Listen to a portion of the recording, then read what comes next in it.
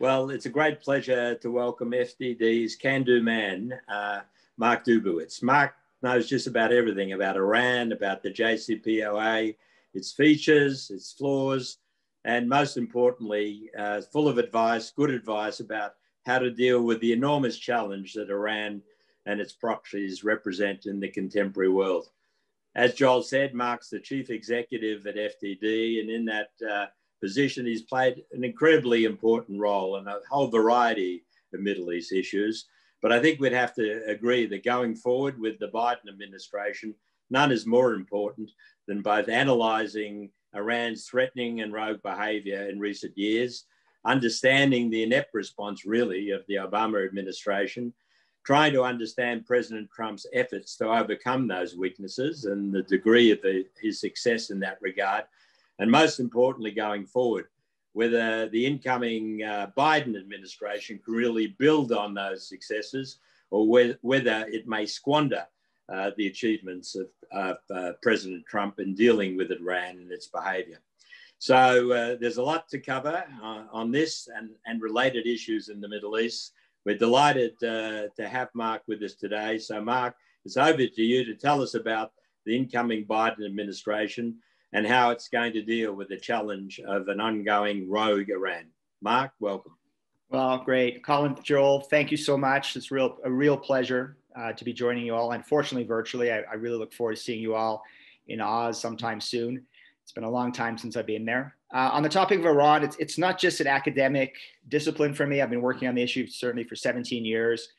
And I run a think tank, and that's what think tanks do. We do a lot of thinking. We prescribe policy, but we're also very much action oriented. And we've been working over the past almost 2 decades to put these ideas into action to do damage to the Islamic Republic of Iran, which is obviously a strategic threat to the United States, an existential threat to the state of Israel, and a global threat to countries around the world. I take it also personally because in 2019, Iran sanctioned me and my organization, calling us economic terrorists. They also said we are the designing and implementing arm of the US government on Iran policy. I think that was obviously an exaggeration, but they issued a threat and they green-lighted that the Iranian security services can do everything possible to deter, punish, and counter me and my organization. So we've lived with the threat now for a while, and so we take it personally. And so it's more than just a professional undertaking. It's very much personal, making sure that we can do everything possible to consign the Islamic Republic of Iran to the dustbin of history where it belongs. Let me begin with this discussion about Biden and the rogue Iran regime by reminding everybody about 2015. Colin mentioned the Obama administration, mentioned the JCPOA. I always think repetition is the key to successful message penetration. So one has to repeat this over and over again to remind both friends and adversaries about why the JCPOA was such a fatally flawed deal. And I'd like to just remind everybody on this Zoom call, I'm sure all of you know this, but it's worth going over once again. The 2015 Iran nuclear deal was supposed to cut off all pathways permanently to nuclear weapons, but instead it very much paved those pathways by giving Iran what I think could be very honestly called a patient pathway to nuclear weapons, right? The deal itself contains within it these sunset provisions under which restrictions will go away over time. Indeed, the first restriction disappeared in October of this year when the conventional arms embargo sunsetted. In 2023, the missile embargo will sunset. The restrictions on Iran's use of advanced centrifuges will disappear as well in 2023. And in 2025, key restrictions on Iran's ability to enrich to an industrial size will as well sunset. So essentially leaving Iran with a near zero nuclear breakout, a advanced centrifuge powered clandestine sneak out, a massive industrial size nuclear program, the missiles to carry those weapons, the money to fortify its economy against the peaceful use of economic sanctions in the future, and regional dominance as Iran uses that money to finance the IRGC, the Quds Force, Hezbollah, Shiite militias in Iraq, Houthis in Yemen, and Lebanese Hezbollah. That was the fatal end state that the JCPOA envisioned. And the amazing thing about this end state is that Iran could actually achieve all of this by merely following the nuclear deal. That's quite remarkable to a lot of people, but Iran did not actually have to cheat. And I always thought there was way too much attention on this issue of Iranian compliance, because Iran had every incentive to comply with the deal, not cheat. All it had to do was be patient and wait for these restrictions to sunset, for its economy to fortify, its regional presence to expand, its missile program to perfect the delivery of a nuclear warhead. And there Iran could arrive at some end state in 2015, 2018, 2020, whenever it decided to actually make the move to nuclear weapons. Now, how do we know Iran actually was even interested in nuclear weapons? Well, thanks to the Israeli Mossad's daring operation under Mossad head Yossi Cohen, they went into Iran and took out the nuclear archive, which has given the Israelis, and more importantly, given the world, a detailed look into Iran's nuclear weapons ambitions. And the fact that Iran had both a systematic nuclear weapons program in the early 2000s, and then a program that they then hid and divided between more formal and informal elements once they were discovered. So that nuclear archive has provided us now with even more detailed evidence post-2015 of Iran's nuclear weapons ambitions. And they certainly had the ambition for an industrial-sized nuclear weapons program to develop multiple nuclear weapons. And that, of course, was not dealt with by the JCPOA either. So with that as backdrop, the Trump administration came into office recognizing these fatal flaws of the JCPOA, recognizing that the deal did not deal with the full spectrum of Iran's destructive and malign activities, and over time withdrew from the deal and reimposed all of the nuclear sanctions under the JCPOA, and then layered on top of that over the past couple years additional sanctions predicated on Iran's support for terrorism, its missile proliferation, its human rights abuses, and its destabilizing activities in the Middle East. So as we arrive at this point, after 4 years of maximum pressure, the regime has been really taking it on the chin in a variety of ways. Economically, as you all know, the Iranian economy has been under severe pressure as a result of almost a full cutoff in Iranian oil sales, the full blacklisting of the Iranian financial sector, key industrial sectors that have been subject to American sanctions.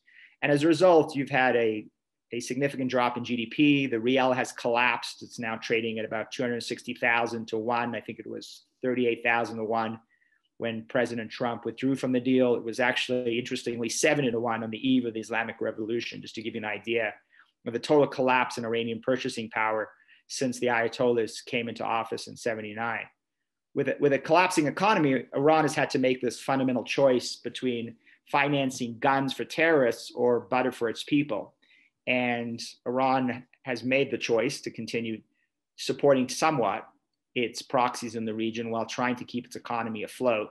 But obviously that's been a very painful budgetary squeeze as a result of the cutoff in foreign exchange earnings. So Iran's proxies itself have been under significant pressure. Lebanon is facing a political crisis, an economic crisis. Hezbollah has been on its heels as of late. Shiite militias have taken body blows from the US military, including the killing of al-Masri, or al-Muhandis, I should say, the head of the PMU in Iraq. The entire QF, Quds Force regional expansion plan took a massive blow with the killing in January of Qasem Soleimani, who was really Iran's most competent and deadly battlefield commander, as well as being the world's most, I would say, foremost terrorist in supporting many of the terrorist organizations that I've talked about. So regionally, Iran has been on the defensive, and no more than in Syria, where the Israelis have demonstrated to, at least to American decision makers, that Iran is not 10 feet tall. The Israeli Air Force, with the intelligence dominance of the Mossad in Syria, has struck repeated blows against the Iranian military enterprise in Syria, with over 2,000 strikes in recent years, hitting really at the core of that Iranian military ambition, which is to create, obviously in Syria, what they've created in Lebanon.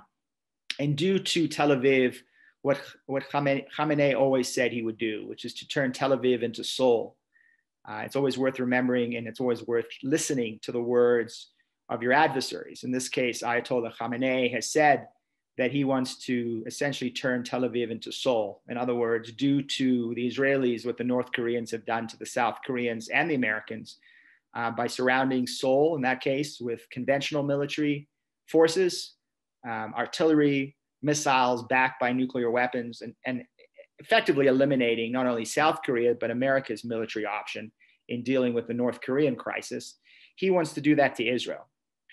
Position on every border hundreds of thousands of missiles, including precision-guided missiles, back that up with a nuclear weapon or a nuclear weapon option, and then effectively undermine the IDF's conventional military freedom to respond to these threats. He said that that's what he wants to do, and he certainly has been, over the past few years, quite successful in satisfying that ambition, and the Israelis have been hitting back hard to try and deny him that lethal end state. So President Trump's maximum pressure campaign inflicted serious blows against the Iranians. One wishes that it had 4 more years to run out. It's worth remembering that President Obama's Iran strategy also didn't yield results from his perspective in his first term. The negotiations for the interim agreement, the JPOA, began in 2012, were concluded in 2013, and the JCPOA itself was reached in 2015, all of that in President Obama's second term. So with only one term, President Trump has done significant damage against the Islamic Republic. And he's also done something else, which I think is very important as we consider an incoming Biden administration. Over the past 2 years, he's built what I call a sanctions wall of market and political deterrence by imposing sanctions on the key elements of the Iranian economy predicated on Iran's dangerous and illicit activities, terrorism, missile proliferation, and human rights abuses. Many of the sanctions that were put in place by President Obama, that were lifted as part of the JCPOA, that were reimposed as part of the withdrawal from the JCPOA, were characterized as nuclear sanctions. And those sanctions were easily lifted as a result of flawed Iranian US nuclear deals. What President Trump and his Treasury Department have done have re-architected many of those sanctions predicated on terrorism, on missile development and proliferation, and human rights abuses. And that will be more difficult for a President Biden to lift. And more importantly, it creates market deterrence. It means that the hundreds of thousands of CEOs and chief legal officers and boards of directors around the world of companies considering engaging with the Iranian economy will have to consider the fact that that illicit activity will continue, even if President Biden goes back into a JCPOA. And so one would hope that many of those companies and financial institutions will reconsider going back into Iran, knowing that that illicit activity continues, and also knowing that the political risk also persists, that in 2024, Republicans could take back the White House, withdraw from the JCPOA once again, and reimpose all of these sanctions, thereby creating huge legal and reputational costs and risks for these companies. So if you're the CEO of a major energy company and you're doing a discounted cash flow analysis on putting $10 billion over 10 years into a major Iranian oil and natural gas field, you have to consider the possibility that Republicans will be back in the White House in 4 years. And you have to consider the possibility, in fact, the reality that the counterparty on your business deal will likely be some IRGC, some Islamic Revolutionary Guard entity that obviously is a dominant force in much of the Iranian economy. So it's that kind of political and market deterrence that opponents of the JCPOA are hoping will deter business activity, will limit the massive sanctions relief that will flow to the mullahs if President Biden goes back into the JCPOA, and are hoping that this will indeed deter a Biden administration from a clean return back into the 2015 nuclear deal. Instead, using the leverage that has been afforded to them by the maximum pressure campaign to negotiate some other kind of agreement. And we can talk in the Q&A about what another agreement would look like, what it would have to cover. That's obviously a very detailed discussion. Let me just end with something that, again, is worth emphasizing as part of the Trump administration's Middle East diplomatic success, and that's the Abraham Accords. And I know all of you have been following very closely. The Abraham Accords obviously are doing something that didn't exist in 2015, and that is bringing Israelis, Saudis, Emiratis, Bahrainis together publicly in full opposition to a return to the JCPOA.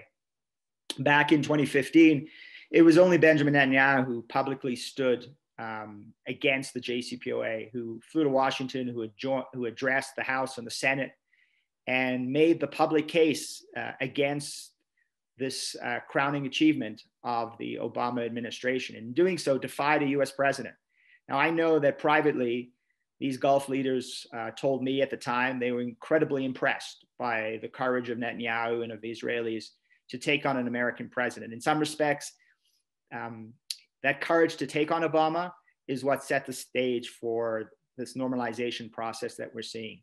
That these Arab governments realize that in the face of an American president engaging Iran, in the face of a United States disengaging from the Middle East, the only power willing to take on the Islamic Republic, the only military willing to take on the Islamic Republic was the IDF and was the government of Israel and was the Mossad. And that really helped facilitate this normalization process that we've seen over the recent 6-8 months. So now in 2021, Israel and these Gulf countries will stand united against a return to the JCPOA. And we've already seen foreign ministers and ambassadors former ambassadors and former heads of intelligence from these aforementioned countries coming out publicly against a return to the JCPOA. So a united Israel with its Gulf allies, hopefully a united Israel, where inside Israel, Netanyahu was able to keep Ashkenazi and Gantz and others in line in full opposition to a return to the JCPOA, and this market and political deterrence with a united Republican Party making it very clear to President Biden that they will fully oppose and fully stand against any return to the JCPOA, and will take America out of this nuclear deal in 4 years' time unless there is a new comprehensive agreement that addresses the fatal flaws of the original agreement. So we'll see what happens in 2021. President-elect Biden has appointed, I think, some highly competent, very experienced national security professionals, Tony Blinken as Secretary of State nominee, Jake Sullivan as National Security Advisor. And I would expect and hope to see Michelle Flournoy come in as Secretary of Defense. So you've got people who've been around this issue for many years, were in some cases involved in the original 2013 negotiations and 2015 negotiations, who are sober and clear-eyed about the threat from Iran and not naive in believing that you can seduce the hard men of Iran to become responsible global stakeholders by flooding them with cash and reintegrating them into the global economy. You know, these are clear-eyed and very sober-minded people, and I hope that they will encourage the president-elect not to do a straight return to the JCPOA, and in doing so, flood the mullahs with tens and hundreds of billions of cash to get them back on the feet, take them off the mat, just as they're on their knees, suffering from a significant regional economic and internal political crisis, as Iranians have repeatedly stood in the streets yelling death to the mullahs, calling for democratic regime change inside Iran. So with that, let me end my remarks, and I look forward to your questions. Thank you, Mark. That was a fascinating introduction, and there's a lot there, ladies and gentlemen, so I'm sure that the questions will come thick and fast. Now, just a reminder, you can utilize the raised hand feature inside Zoom by clicking the participant tab on your computer screen, either on your desktop or laptop at the bottom or on your mobile device at the top. At the bottom of the list of participants, you'll see a raised hand feature. You can also ask a question in the chat and we'll endeavor to try and get to you. The first question I'd like to flip over to Colin Rubenstein. Colin. Thanks, Joel. Thanks, Mark, for a very perceptive analysis.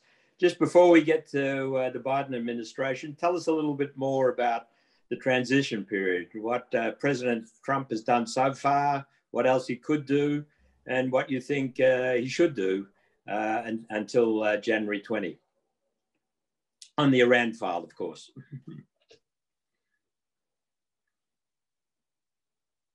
Just need to unmute. Sorry. Great. Thank you for that, Joel. So I think President Trump needs to do what he's done over the past few weeks, which is to continue to layer on new and more powerful sanctions to build this sanctions wall of market and political deterrence so high, so wide, and so deep that it'll make it very complicated for a President Biden to return to the JCPOA. You've seen in recent weeks significant sanctions against Iran's energy sector, where the Trump administration designated major elements of the energy sector for supporting terrorism. You've seen in recent weeks the Trump administration blacklisting Iran's entire financial sector, doing what should have been done, many months and years ago, which is going after every single bank in the Iranian financial sector and blacklisting many of those banks for supporting terrorism, for financing missiles, and for other dangerous and illicit activities. You saw just days ago, the Trump administration designated the Mostazavan Foundation, which is a $200 billion slush fund controlled by the Supreme Leader and the Office of the Supreme Leader. Again, these are the kind of sanctions, Colin, that will be politically tricky for a President Biden to lift. He technically can. He has the executive authority to do so. They'll be politically tricky to do so. For example, it would be very tricky for him to remove the IRGC as a foreign terrorist organization from the list. And I would expect even a number of Democrats to stand up against some of those moves.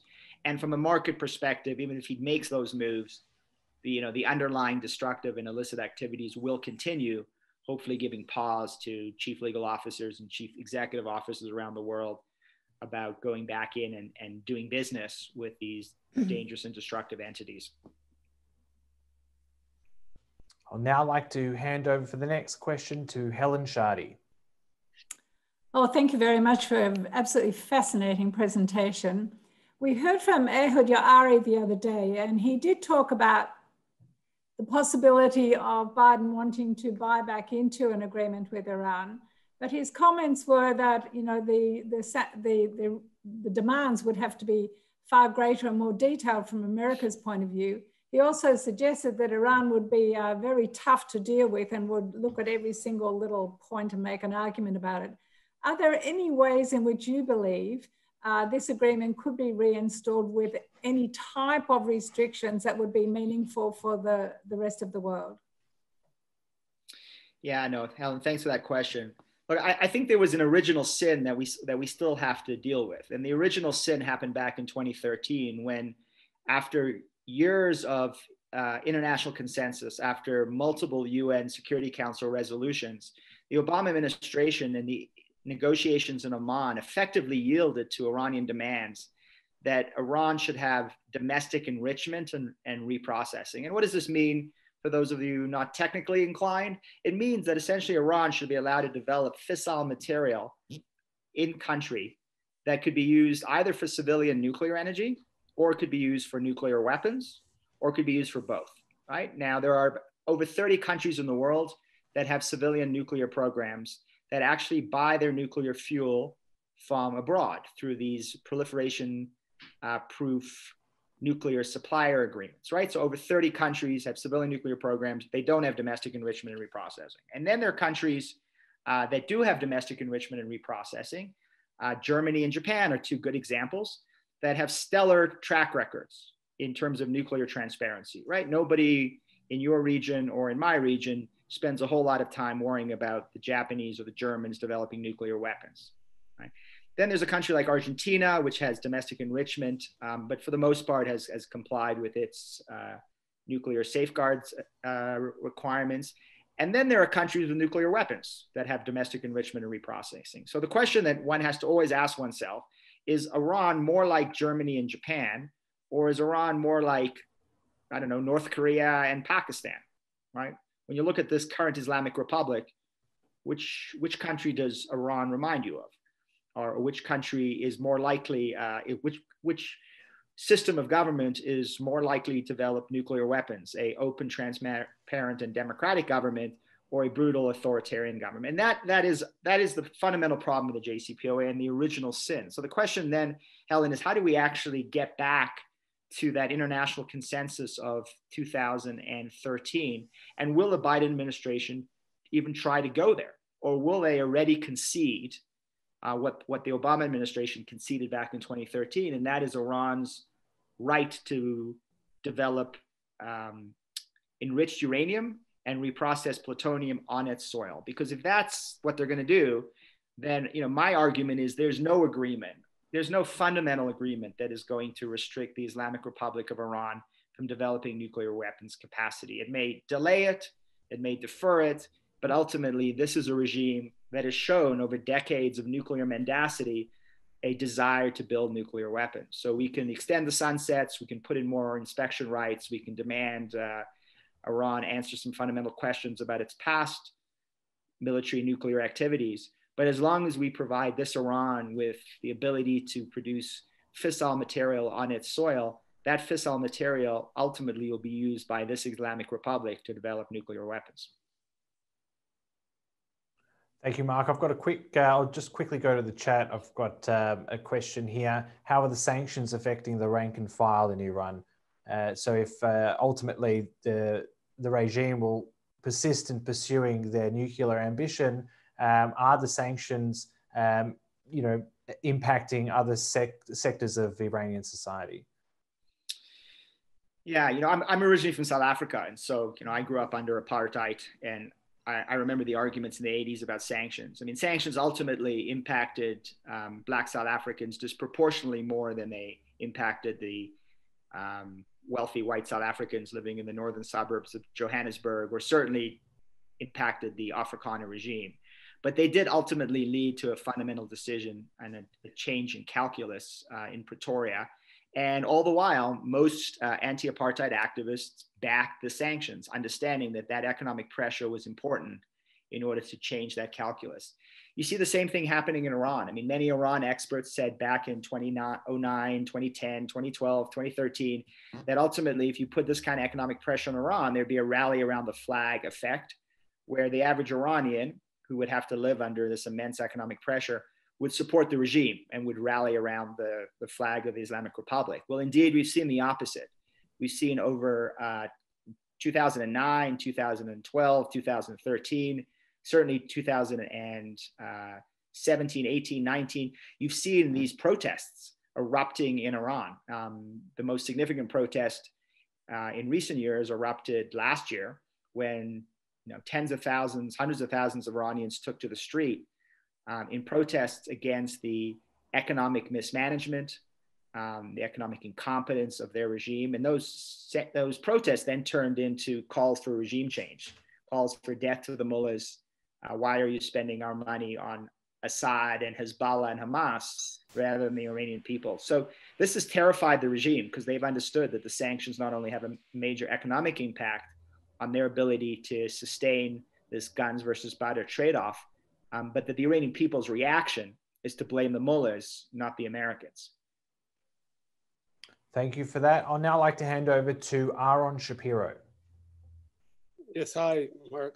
Very interesting discussion. I'm concerned about the moves that have happened really since the U.S. election. A lot of different moves, and even things, gestures like the repositioning of B-52s in the Middle East. We know that the Minister of Defense it's been replaced, and and also the leak about the possible strike on Iran's nuclear facility. And with all that going on, and knowing that Trump does not like to feel that he's lost in many ways, on this issue of Iran, he doesn't want to see himself be reversed. And we've also seen discussions between leaders, Pompeo and other leaders in Saudi Arabia. So can you reflect anything on the sort of moves that the administration is making to try and make it sure that its policy on Iran is not fully reversed, and that are there any sort of major surprises that could be implemented before Inauguration Day? Yeah, thanks, Aaron. I mean, if you're asking if I think Donald Trump's going to bomb Iran's nuclear facilities anytime soon or before January 20th, I don't. I don't pick up any signs of that either in Washington or in Israel. If the Iranians were crazy enough to take Trump on, and kill Americans in the region, for example, then I have no doubt that he would respond militarily against Iranian interests the way he did in January when he took out Soleimani and al-Muhandis.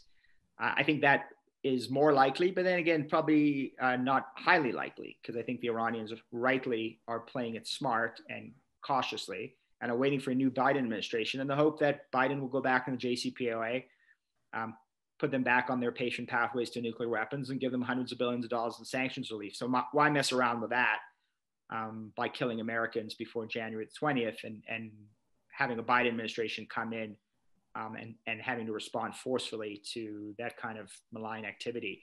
With respect to sanctions, I think I've talked a lot about what they're doing in this interregnum. More sanctions, layered on sanctions, terrorism sanctions, sanctions that are more difficult to reverse. And certainly when it comes to normalization, really trying to solidify what's been put in place already and trying to get the Saudis, push them further and further along. You probably saw the New York Times report about this alleged flight by Netanyahu and Yossi Cohen to Saudi Arabia to meet with Mohammed bin Salman. I don't know if it's true. I think it's highly likely it is true. And I certainly do know from conversations with Saudi and other leaders over the past number of years that this normalization wave will continue to break over the Middle East. And with the Saudis, it's not a question of if, it's a question of when they actually reach a peace deal with Israel, because they fundamentally understand what I said earlier, and that is that their most lethal threat comes from the Islamic Republic, and with American withdrawal, they are heavily reliant on the IDF and Israeli intelligence to take on this most dangerous enemy. Thanks, Mark. I'll now hand over to Sharon Middleman. Hi, Mark. Thanks so much. Just following up on that, do you think that the normalization will still likely occur between Saudi Arabia and Israel under a Biden administration? Do you think the incentives will still be there for Muslim and Arab states to normalize ties with Israel? Yeah, thank you for sharing. That actually is really the sort of $1 million question. So I think the more pragmatic and again, sober-minded folks in the Biden administration, people like Tony Blinken, Jake Sullivan, Michelle Flournoy, others, understand the complexity of the Saudi relationship and understand that Saudi Arabia, with all its many flaws, and there are many, is an important U.S. partner in the region. I hope that they don't, that President Biden doesn't give in to the instincts of the left wing of the Democratic Party, which is furious with Saudi Arabia. In some parts for good reason. I mean, the killing of Khashoggi, the human rights abuses, the jailing of Saudi dissidents is obviously something that should be of deep concern to anybody in the United States or Australia or anywhere. And I think it's important that we continue to put pressure on the Saudi government and hold them accountable for these human rights abuses. On the other hand, I think it's also very important that a Biden administration doesn't get into a political and economic war with Saudi Arabia. In doing so, if they do choose that direction, there's no doubt in my mind the Saudis will just continue to seek great power cover and support, and they'll look to the Chinese and Russians for that kind of support. I don't know what it does to normalization. I don't know if it makes normalization less likely or more likely. It's interesting because it certainly pushed the Saudis and Israelis closer together under Obama administration, when an Obama administration threw both the Saudis and the Israelis under the bus with its Iran engagement strategy. So it's interesting. It could go either way. I think it's better if a Biden administration builds on what Trump administration has done with the Abraham Accords, brings the Saudis in, gets the effectively gets the deal of the century. If they can do a White House South Lawn ceremony with the Saudis and the Israelis, and then build upon that and use that relationship as a basis, not only to counter Iran, counter Turkey, the Muslim Brotherhood, but also encourage MBS to release political prisoners and continue a policy of internal normalization and liberalization that I think he is, at least in some respects, began tentative steps towards. Let's now go to Ida Lichter. Thank you very much for your talk. Obviously, there's a strong momentum for regional Muslim majority states to normalize relationships with Israel, as you've said. So they want to create a joint alliance against Iran, but what other motivations are involved here? Yeah, I'm glad you asked that, because we tend to spend a lot of time when we talk about normalization on Iran and the threat.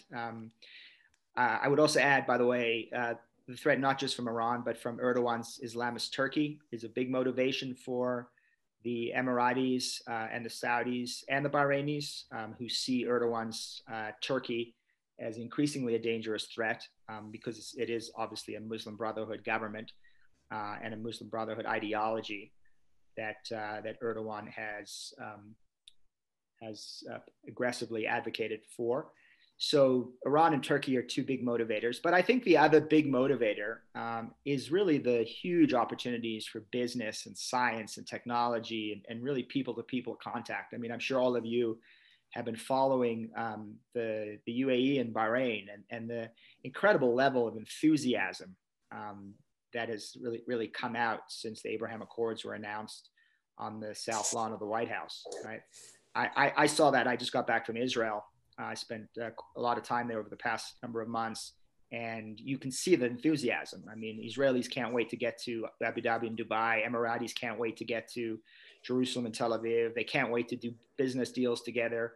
The venture capitalists, the high-tech entrepreneurs, the scientists, everybody is so enthusiastic about, embracing after decades of hostility and after years of kind of under the table tentative contacts, this has really burst into the open. And so I think that's really a great motivator for the Arab leaders, for Israeli leaders, and ultimately for the people who see this opportunity to create much greater prosperity and stability for their region. And I think that tends to get ignored by those of us who work in national security and foreign policy, because we spend a lot of time talking about threats and common enemies, and far less time talking about opportunities and mutual benefits.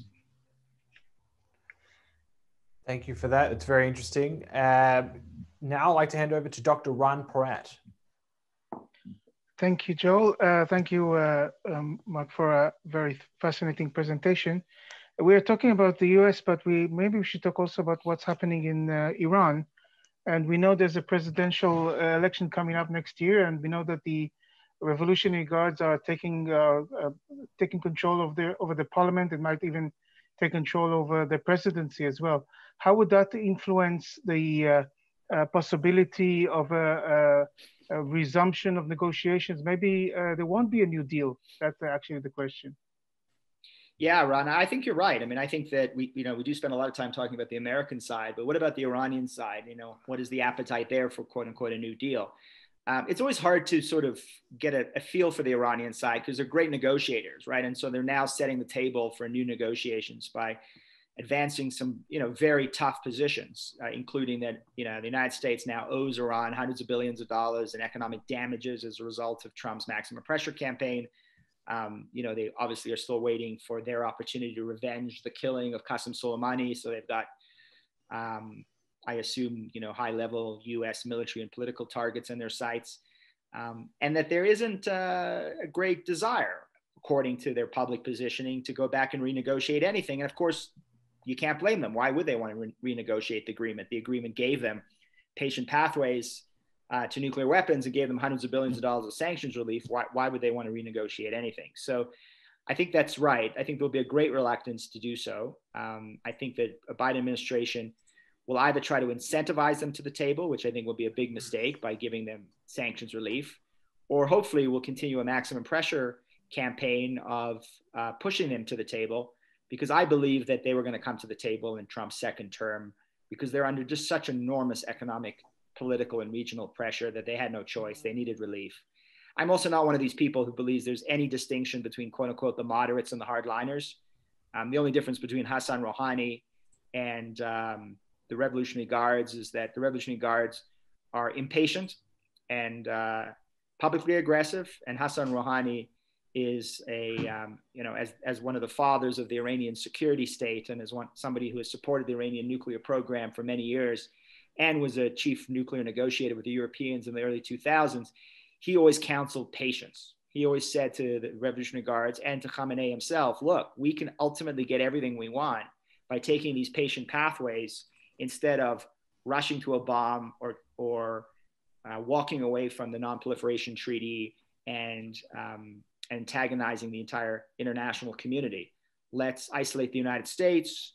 Let's get a deal that allows us to work on our advanced centrifuges. And at the point at which our advanced centrifuges are ready to deploy and operationalize and enrich uranium, that will be the point in time at which we will be well prepared to either break out or sneak out to a nuclear weapon. But don't do it before then, because then you're just going to get huge international pressure on your head, and we're going to be on the defensive. He ultimately won out in 2013 and convinced the Supreme Leader to take the patient pathway. Now it'll be interesting to see whether the Supreme Leader continues the patient pathway or whether he adopts the Revolutionary Guard's more impatient, aggressive, and public pathway of confronting the Biden administration in early 2021. Thanks, Mark. I might take the liberty of asking a question to you directly. I'm very interested. In the past couple of months, we've seen some announcements and some commentary, and this will marry two of your subject matter expertise into one question, and that's the Iran-China deal. So we've seen some commentary on that. What exactly do you think that will mean with China's penetration into the Middle East and any assistance that China may offer Iran within that deal? And what do you think it means, if anything, to Australia within our region with the Chinese deal with the Iranians? Yeah, Joel, I think it's important to keep an eye on, obviously, the Chinese Communist Party, because as the United States pivots to Asia, the Chinese are pivoting into the Middle East. They've always been there quietly. Obviously, for them, the Middle East is a strategic area, obviously because of oil, but also because the Middle East fits very well into their One Belt, One Road initiative, which is sort of dominate the transportation and sea lane and telecommunication networks of the future. Iran, obviously, geographically is a critical element in that strategy.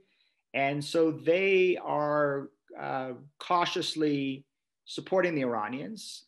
There's obviously been a lot of talk about this, multi-$100 billion MOU they signed with Tehran, but they're also equally cautious about not confronting the Americans. I mean, you see the behavior of Chinese banks and Chinese energy companies and others who rely on trade with the US dollar, who rely on access to the global financial and energy markets. Remarkably, in the face of maximum pressure, they've been very cautious in getting too closely into bed with the mullahs. And they're very sensitive to an administration that's willing to use economic and financial pressure against them. So if a Biden administration goes back in the JCPOA, lifts all the sanctions, well, then it's an open market, and then the Chinese will absolutely rush in. They'll use their relationships and their leverage there, and they'll bring Iran closer and closer into the Chinese fold. If the Biden administration, on the other hand, maintains a policy of pressure and a willingness to use financial sanctions, including against Chinese financial institutions that are transacting with the Iranian financial sector, they'll continue to be cautious and tentative. So I wouldn't make too much of the China-Iran deal, but I also would be very concerned that in a policy of engagement with Iran and the lifting of sanctions, that's really the opportunity for Chinese financial institutions and energy companies to rush in and solidify Iran as a critical ally of the Chinese Communist Party. Thanks, Mark. I've got a note I'm going to hand it back to Colin for a quick follow-up. So, Mark, I respect your China expertise and the fact you've been in Israel a while looking at this issue and others. You're well aware that China's increasingly assertive behaviour is a problem in this part of the world, and especially their bullying of Australia is very telling at the moment. From the point of view of Jerusalem, what do you think Israel makes of the possibilities of China being increasingly engaged not only in Iran, but also its involvement in the region, but also its own ties with China. Do you think it's really across or got beyond the Falcon problem? It's well aware of the risk as well as the benefits of its engagement in China for its own future, as well as for the interests of its friends and allies?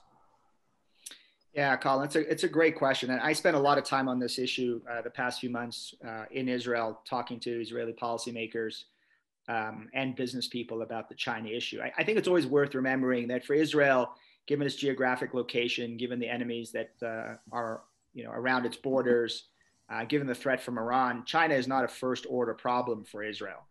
And in some respects, Chinese don't have a history of anti-Semitism.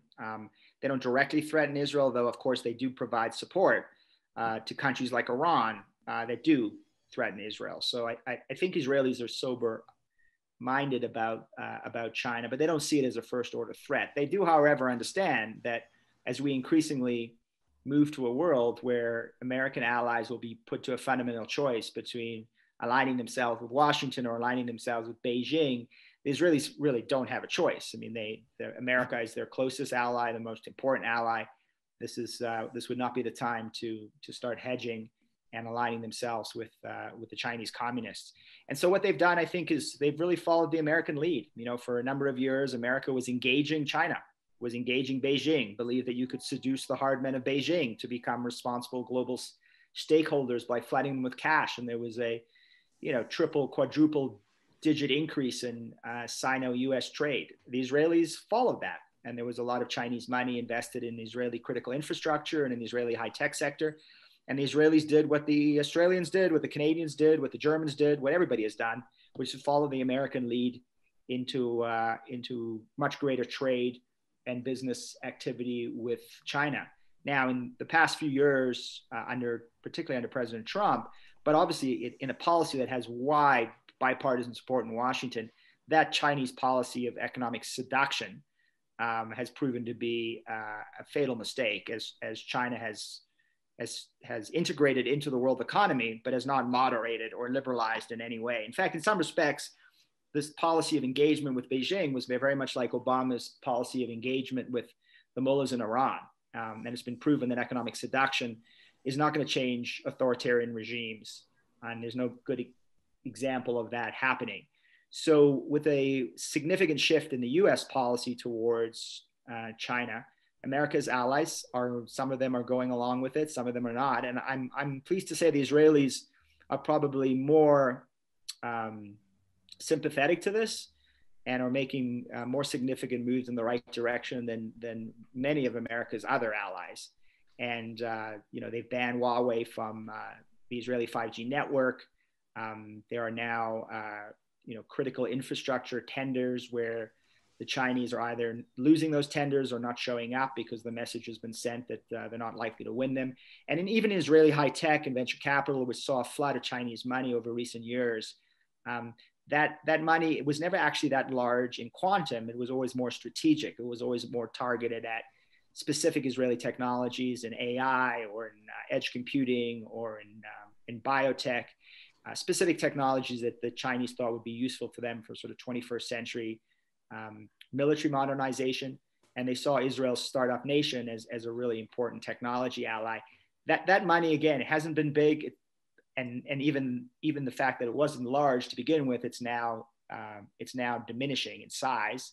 And the good thing about the Abraham Accords is it's now bringing a flood of potential Emirati money to displace Chinese money, which I think is great, because then Israeli entrepreneurs and VCs have a choice, again, between Emirati money, which will be supported by Washington, or Chinese money, which will be vigorously opposed by Washington. And given that choice, I think the majority of Israeli VCs and high-tech entrepreneurs are making and will continue to make the right choice. Having said that, the United States needs to continue reminding our friends in Jerusalem and Tel Aviv, both in politics and in business, that we're not going to look too kindly upon the Chinese buying up sensitive Israeli technology that can be used for military modernization against the United States. Having said that, we also can't tell the Israelis to cut ties completely with China, because we're not, the Australians are not, the Canadians are not, the Germans certainly are not, and the Israeli economy would be devastated if it cut off all ties with China. So we've got to thread that needle between what is legitimate trade and what is illegitimate trade. And I think I'm happy to report back from my experiences in Israel that that message is getting through loud and clear. Thanks, Mark. And we've got a little bit of time left for a couple more questions. I'll now hand over to Zvi Fleischer.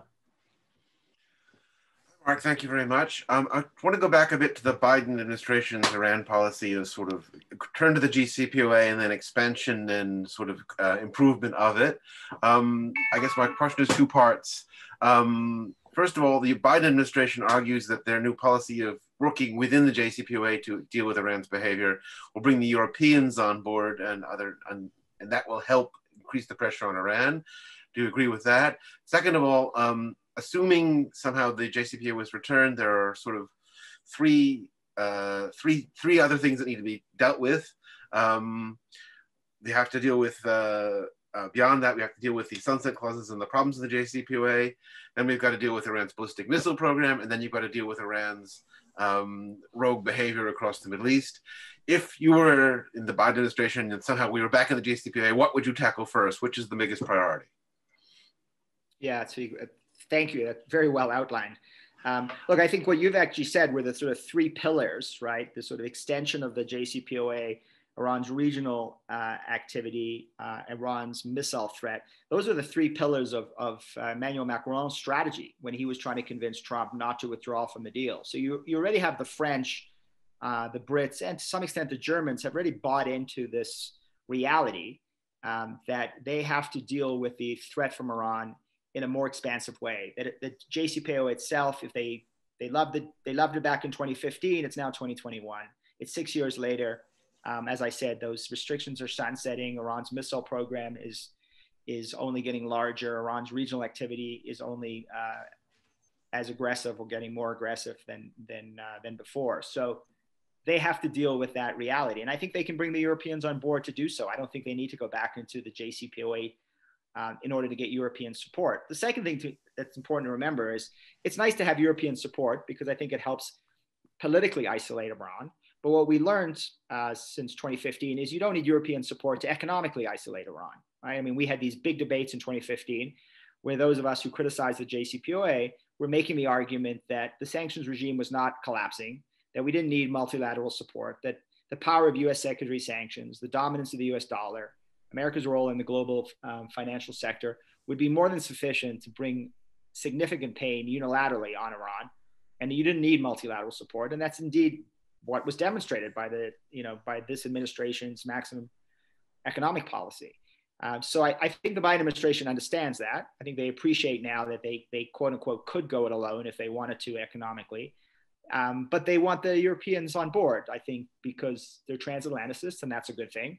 And they also appreciate that it's better to politically isolate Iran by having the Europeans on board. But let's not forget, we also need Israel and the Gulf allies on board because those are the countries that are in Iranian missile range, right? Those are the countries that are actually threatened by Iran. I mean, the Europeans have a lot of threats. They ultimately face a significant threat from a nuclear Iran. But right now, they are too far away from Iranian missile range, and they're not subject to the kind of deadly threats that the Israelis and the Gulf allies are, even though, of course, there's lots of examples of Iranian-backed terrorism in Europe itself. So while we obsess about Europe because we are transatlanticist, I think a Biden administration needs to take into account the views of the Israelis and our Gulf allies, views that were not taken into account at all back in 2015 when the JCPOA was reached. And then let me conclude by saying, is there a better deal? There's a better deal for sure than the JCPOA. We talked about some of the key areas that would have to be addressed. I'm not actually a big supporter of having a comprehensive agreement.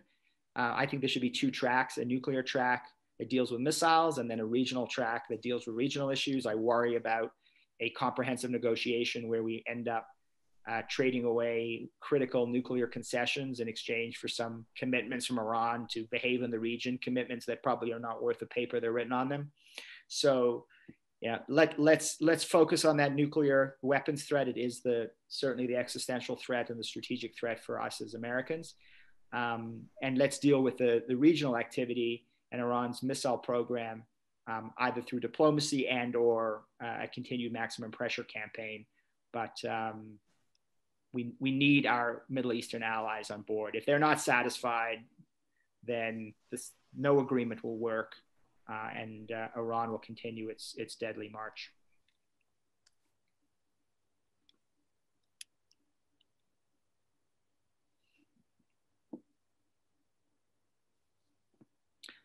That's it for me. Any more questions? Let me see. I think Colin is on mute. Let me go here.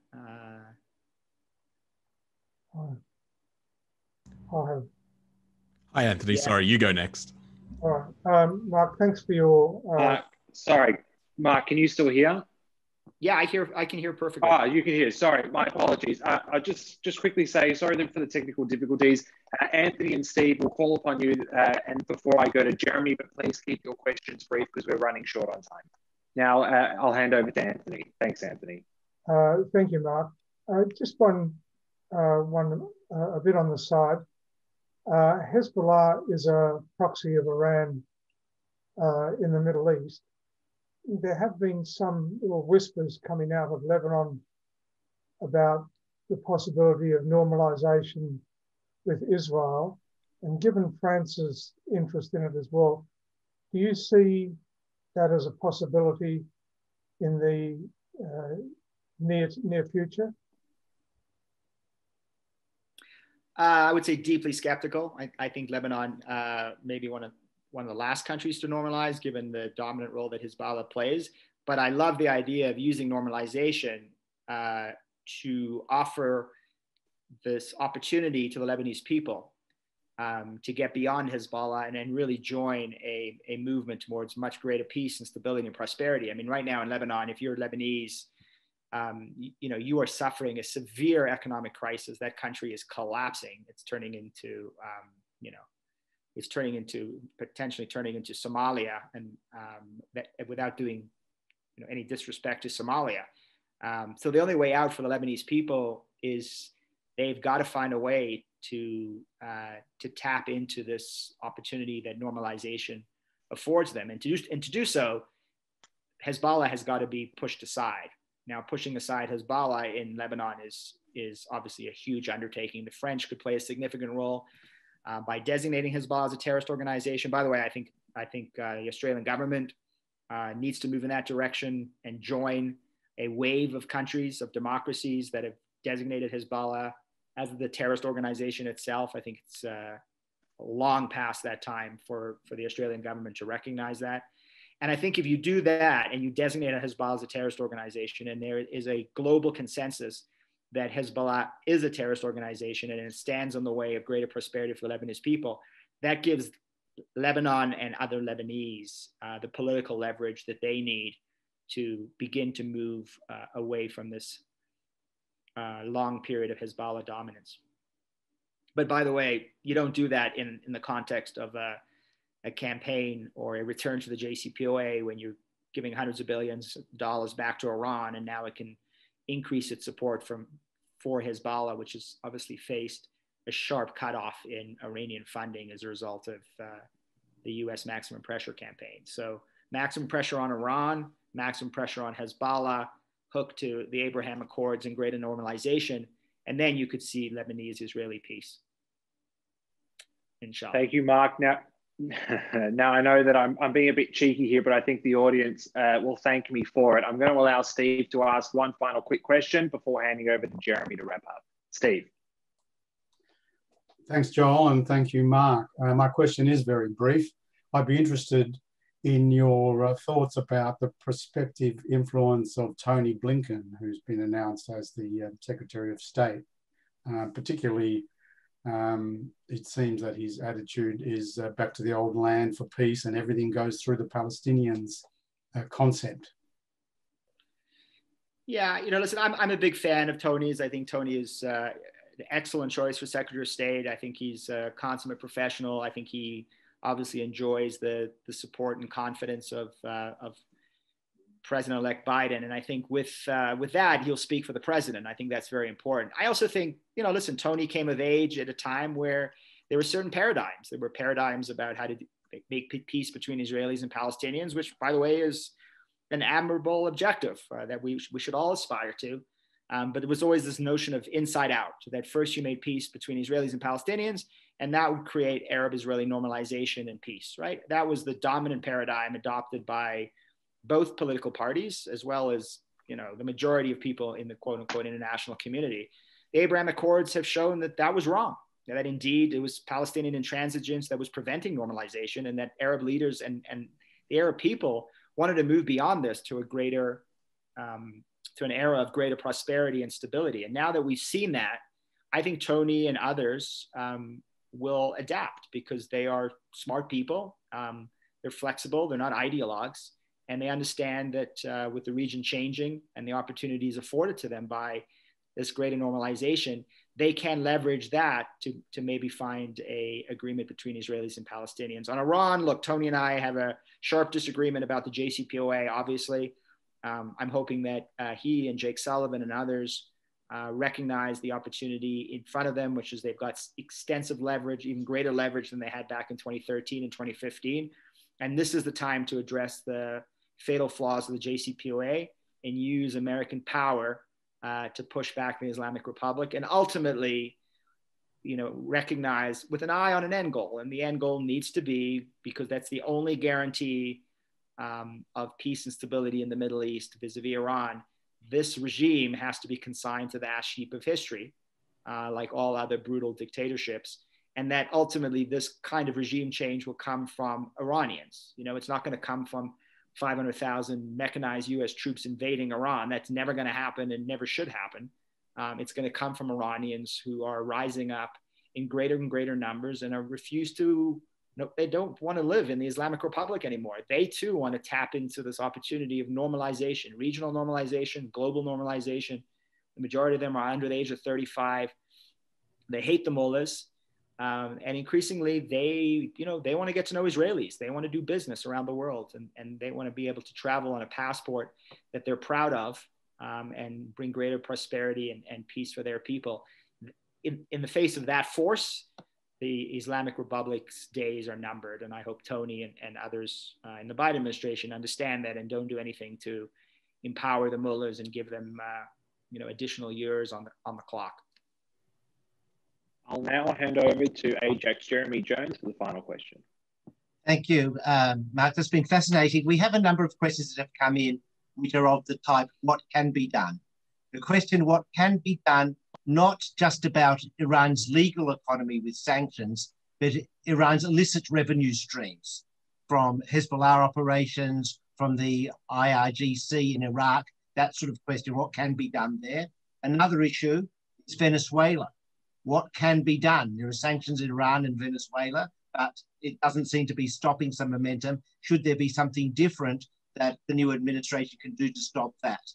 The third, what can be done, relates to Kylie Moore Gilbert, an Australian academic in prison in Iran. We all want to know, we have the feeling that there must be something that can be done that isn't being done, but what possibly can we do? And the last question, which is my question I ask all our ADAC guests, is what can Australia do, or where in the thinking of Joe Biden as a multilateralist does Australia figure? What should Australia be doing together with the US to improve the situation in Iran and elsewhere?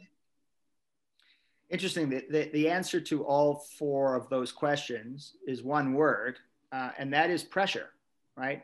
The Australians, the Biden administration, others have to realize that you are not going to seduce the hard men of Iran to stop their illicit activity, to give back hostages, and to start behaving like responsible global citizens by engaging them. And because engagement emboldens them. This is a regime that interprets Western engagement and a Western desire to sit down and talk as an indication of weakness. You know, what's interesting is America got back a number of its hostages during the Trump administration from Iran and from other places around the world because of pressure, because those countries feared that Trump would do something crazy and that he would threaten the survival of those regimes. And so under pressure, they gave back hostages. You don't get hostages back under seduction or under diplomacy or under engagement. The Iranians have turned hostage taking, and I say the regime, not the Iranians, because one must always distinguish, always, between the regime and the people. But the regime has turned hostage taking into a business and into an instrument of power politics. And the more we give into hostage taking, the more hostages will be taken. In terms of cutting off illicit financial flows, I think it's remarkable that Iran has to reach out to Venezuela, another brutal, bankrupt regime, in order to find economic sustenance. I mean, that goes to show you that the maximum pressure campaign against the Islamic Republic of Iran has been successful, because one of its only outlets is to deal with Maduro in Venezuela, right? This is not a sign of a healthy foreign policy when you're only one of your only outlets is to deal with Venezuela. You know, you prefer to be dealing with Germany or Japan or certainly the United States or Australia if you are conducting a healthy foreign policy. So pressure against illicit financial flows, pressure against Iran's hostage-taking blackmail policy, and pressure against Iran's full spectrum of illicit activities, that gives the United States leverage, and that gives Australia leverage. I mean, I grew up in Canada. I've been in the United States for 20 years, but I also grew up in a country that has sort of oscillated between pressure and engagement when it comes to Iran policy. And I think the Canadians have learned the same thing, the same hard lesson, is when they try to seduce the mullahs, they end up on the wrong side of the table.